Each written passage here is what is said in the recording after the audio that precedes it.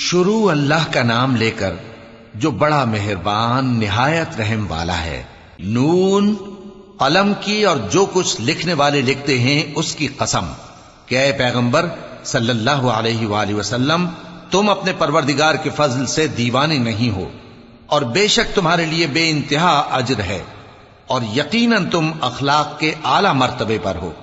سو ان قریب تم بھی دیکھ لو گے اور یہ کافر بھی دیکھ لیں گے کہ تم میں سے کون دیوانہ ہے۔ تحقیق تمہارا پروردگار اس کو بھی خوب جانتا ہے جو اس کے رستے سے بھٹک گیا، اور ان کو بھی خوب جانتا ہے جو سیدھے رستے پر چل رہے ہیں۔ تو تم جھٹلانے والوں کا کہا نہ ماننا۔ یہ لوگ چاہتے ہیں کہ تم نرمی اختیار کرو تو یہ بھی نرم ہو جائیں، اور کسی ایسے شخص کے کہے میں نہ آ جانا جو بہت قسمیں کھانے والا ہے، ذلیل ہے، شرارت سے اشارے کرنے والا، لگائی بجھائی کرنے والا، مال دینے میں بڑا بخیل، حد سے بڑھا ہوا بدکار، سخت خو اور اس کے علاوہ بدذات ہے۔ اس سبب سے کہ مال اور بیٹے رکھتا ہے، جب اس کو ہماری آیتیں پڑھ کر سنائی جاتی ہیں تو کہتا ہے کہ یہ اگلے لوگوں کے افسانے ہیں، ہم ان قریب اس کی اونچی ناک پر داغ لگائیں گے۔ ہم نے ان لوگوں کی اسی طرح آزمائش کی ہے جس طرح باغ والوں کی آزمائش کی تھی، جب انہوں نے قسمیں کھا کھا کر کہا کہ صبح ہوتے ہوتے ہم اس کا میوہ توڑ لیں گے، اور انشاءاللہ نہ کہا۔ سو وہ ابھی سو ہی رہے تھے کہ تمہارے پروردگار کی طرف سے راتوں رات اس پر ایک آفت پھر گئی، تو وہ ایسا ہو گیا جیسے کٹی ہوئی کھیتی۔ پھر جب صبح ہوئی تو وہ لوگ ایک دوسرے کو پکارنے لگے کہ اگر تم کو کاٹنا ہے تو اپنی کھیتی پر سویرے ہی جا پہنچو۔ سو وہ چل پڑے اور آپس میں چپ کے کہتے جاتے تھے کہ آج وہاں تمہارے پاس کوئی فقیر نہ آنے پائے، اور کوشش کے ساتھ سویرے ہی جا پہنچے، گویا پیداوار پر قادر ہیں۔ پھر جب انہوں نے باغ کو دیکھا تو ویران، کہنے لگے کہ ہم رستہ بھول گئے ہیں، نہیں بلکہ ہم بے نصیب ہو گئے۔ ایک جو ان میں سمجھدار تھا بولا، کیا میں نے تم سے نہیں کہا تھا کہ تم تسبیح کیوں نہیں کرتے؟ دوسرے کہنے لگے کہ ہمارا پروردگار پاک ہے، بے شک ہم ہی قصوروار تھے۔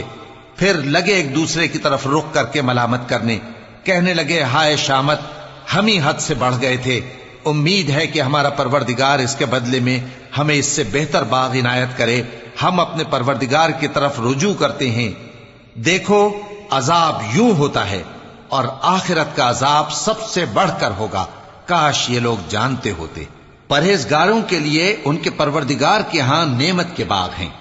کیا ہم فرما برداروں کو نافرمانوں کی طرح نعمتوں سے محروم کر دیں گے؟ تمہیں کیا ہو گیا ہے؟ کیسی تجویزیں کرتے ہو؟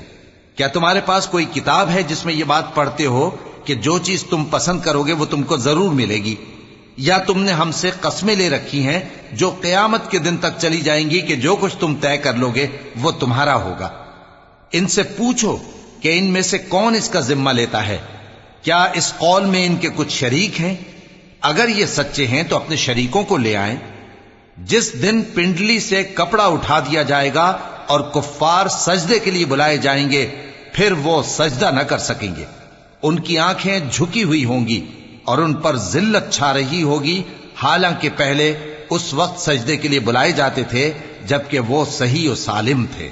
سو مجھ کو اس کلام کے جھٹلانے والوں سے سمجھ لینے دو، ہم ان کو آہستہ آہستہ ایسے طریق سے پکڑیں گے کہ ان کو خبر بھی نہ ہوگی، اور میں ان کو مہلت دیے جاتا ہوں، میرا داؤں بڑا مضبوط ہے۔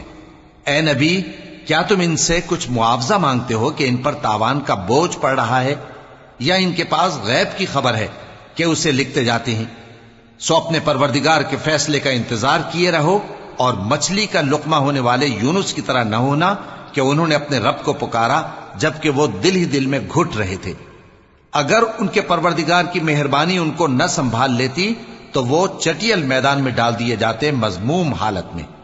پھر ان کے پروردگار نے ان کو برگزیدہ کر کے نیکوکاروں میں شامل کر لیا۔